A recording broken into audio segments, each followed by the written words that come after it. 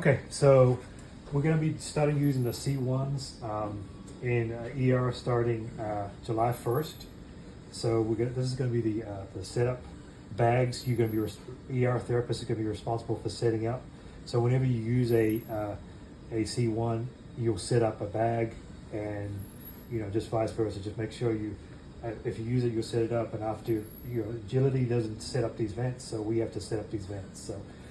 So this is going to be the card you're going to use for setting up. You're going to need a exhalation valve. You're going to need 2 bacterial filters. You're going to need a ventilator circuit, the adult PD flow sensor. You're going to have an anchor-fast anchor guide in there. You're going to have an HME, or you can. This is also an HME, so you can use that HME too.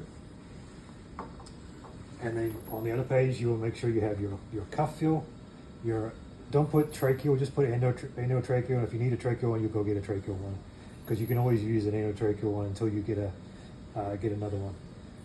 You're gonna have a CO2 detector. You're gonna have a CO2 line. We're gonna put everybody on CO2 lines that are on the Hamilton, and then you're gonna have a PEEP valve in there just in case. So, and that's the setup. So we're gonna go ahead and get started with the setup. So we're gonna get our two filters, and we're going to put it on here. So the only thing that's different about this one is I don't have this is a non-disposable one. We won't be using it, but the other one will be like the clear one, white. So look, it's pretty much exactly like this, just the same as the MR1 setup. So this will just go in one way. The expiratory valve will be facing down this way. And then you'll just go in there and you'll twist it, and you'll put your filter on here. I'm going to get your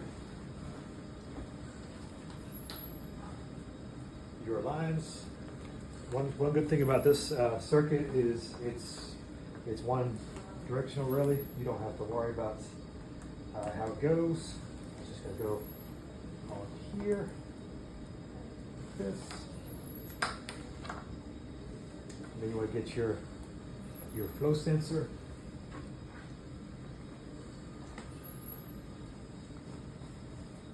Flow sensor on here.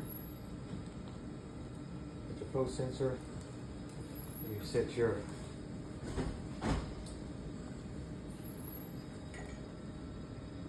blue with blue, white with white, and then you're going to do your test on here. So we're going to go ahead and I'm going to steal this one from over here, because I don't know what happened to the one that we had. So this is going to be for your testing, just like your MR1, and if you use the T1, just like the T1. So you're going to do your pre-op check, your leak test, and disconnect the patient. And this one, of course, you're going to use gloves, but I'm just going to cover it.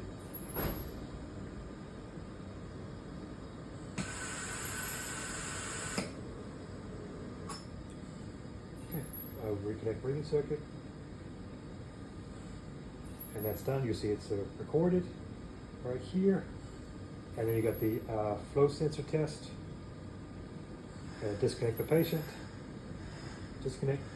We're going to go ahead and flip the flow sensor. We're going to use your little flipper right here, and it gives you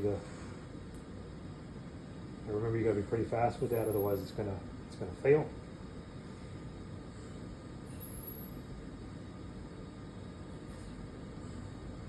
And it's going to ask you to flip it again.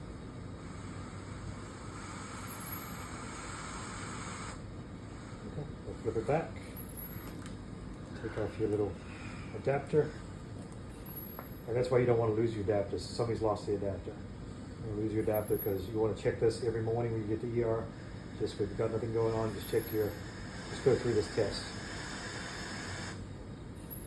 And that's it for that. So we're going to go ahead and put it in our little handy dandy little piece right here.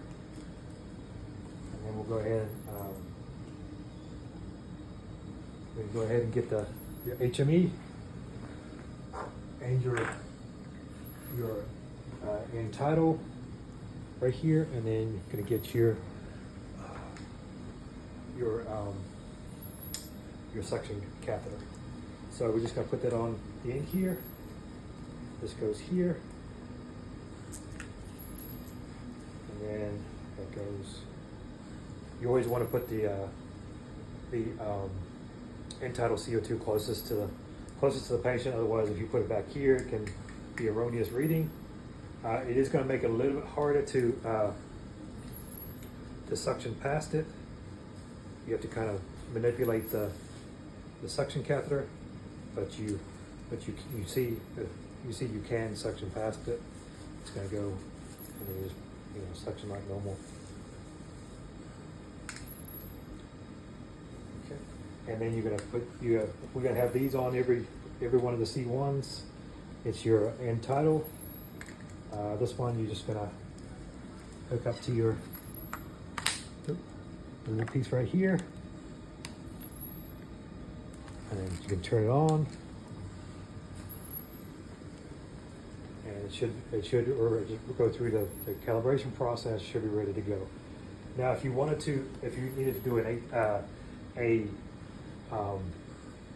breathing treatment through that, you would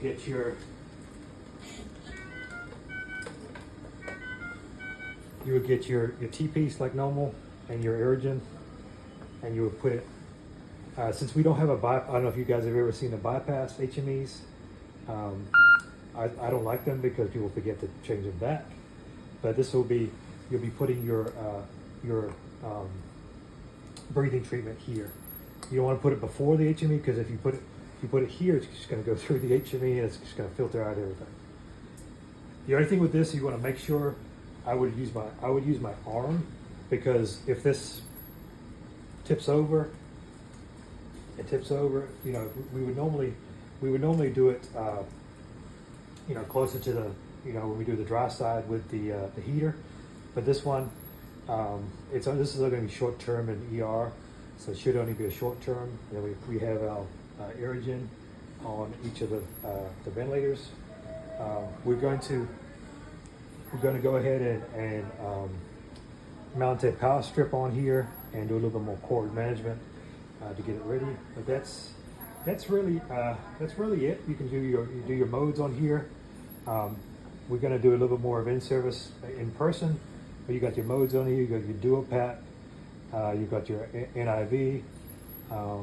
You can even do CPR like this, but we usually just take them off and bag.